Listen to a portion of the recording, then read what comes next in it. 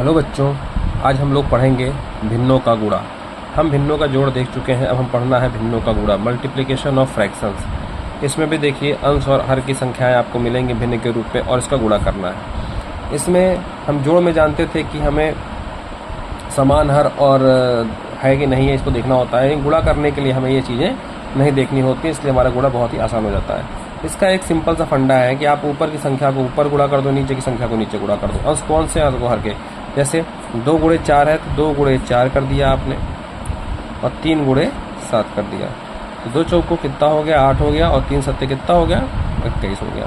Simple सा उत्तर हमको प्राप्त हो गया। ठीक, आइए एक एग्जाम्पल और देखते हैं।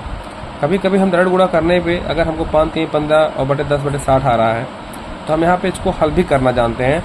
क्या ये कट रहा है? 5 का पहाड़ा एक बार पढ़े और 5 का पहाड़ा 2 बार पढ़े, कितना हो गया? 5 दूनी के 10। 3 का पहाड़ा एक बार पढ़े, 3 का पहाड़ा 2 बार पढ़े, 3 दूनी के 6। अब देखिए हमारा सरल होकर के सरलतम रूप में आ गया, ये सरल हो गया और आसान हो गया। 1/2 आ गया और गुणे 1/2 आ गया। 1/2 यहाँ पे भी आ गया, 1/2 यहाँ पे भी आ गया। अब इसको ऊपर ऊपर गुणा कर दो तो क्या हो जाएगा? 1 गुणे 1/2 गुणे 2, तो कितना हो गया? 1/4। उत्तर आ गया ना। चलिए अगर हम ना काटते तब क्या करते? 5 तिहाई 15 लिख देते और 6 दहम्मा 60 लिख देते। अब 60 का 15 पहाड़ा पढ़िए, 15 एकम 15, 15 चौको 60। यहाँ भी 1/4 आ रहा है, तो हम गुणा करके काटें चाहे पहले ही काट के गुणा करें, दोनों बातों पे एक ही उत्तर हमारा आएगा। काटने से थोड़ा सा हमारा गुणा आसान हो जाता है। ठीक, आइए इसको भी हम काट कर सीखते हैं। ठीक, काटना भी बहुत ज़रूरी है, सरल करना भी बहुत ज़रूरी है।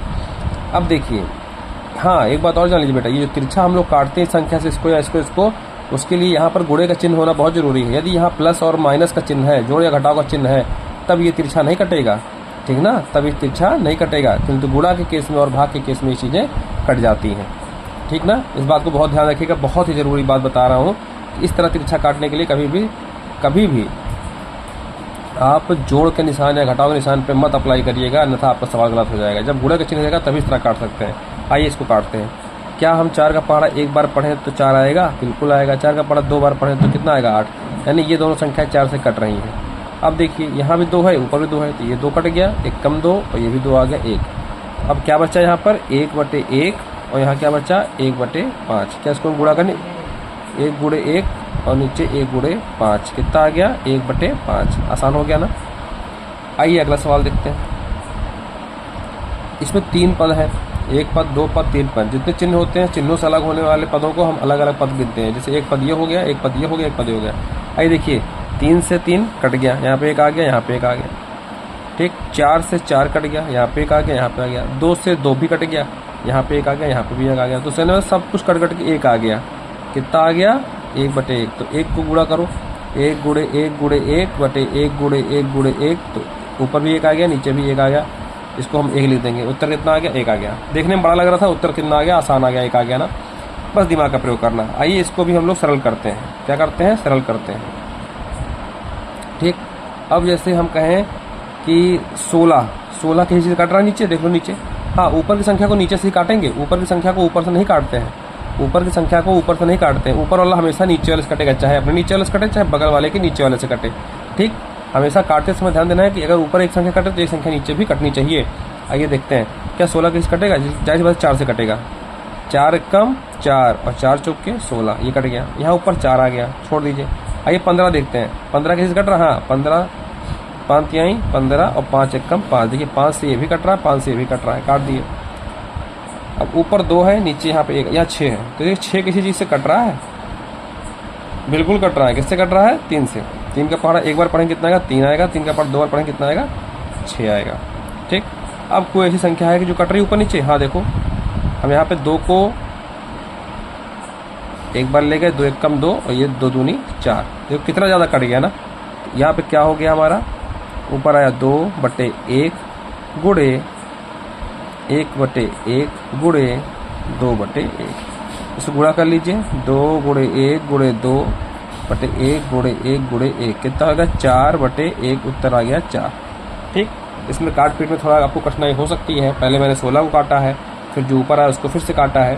तो इस सवाल को आप एक बार दोहरा लीजिएगा। ठीक, नहीं आएगा तो कमेंट सेक्शन में आप इसको दोबारा पूछ सकते हैं, कोई डाउट होगा तो, या कमेंट करके पूछ सकते हैं। आइए इसमें देखते हैं हम लोग 6वें सवाल में। 3 का पहाड़ा, 3 से काट दिए, 1 1 आ गया। ठीक, 2 का 1 कम 2, 2 छंग 12।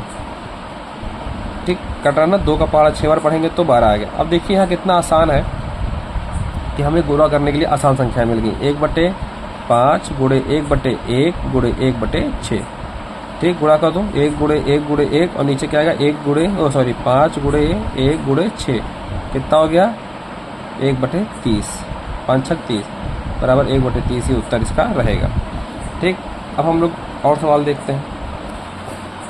इसमें आप देखिए कि एक पद ये है, एक पद ये है, एक पद 0 है।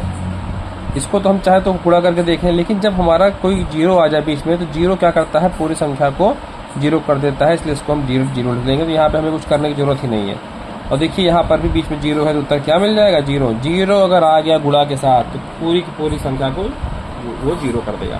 तो आप देख लीजिए भिन्नों का गुणा ऊपर वाले पद का ऊपर वाले अंश का अंश से गुणा, हर का हर से गुणा कर देंगे और हमारा उत्तर निकल जाएगा। यदि कोई सवाल बड़ा है उसको हम आपस में काट पीट लेते हैं और उत्तर निकाल। काटने के लिए गुणा का चिन्ह होना जरूरी है और जोड़ या घटाव में डायरेक्ट हम नहीं काट सकते हैं। ठीक, धन्यवाद बेटा।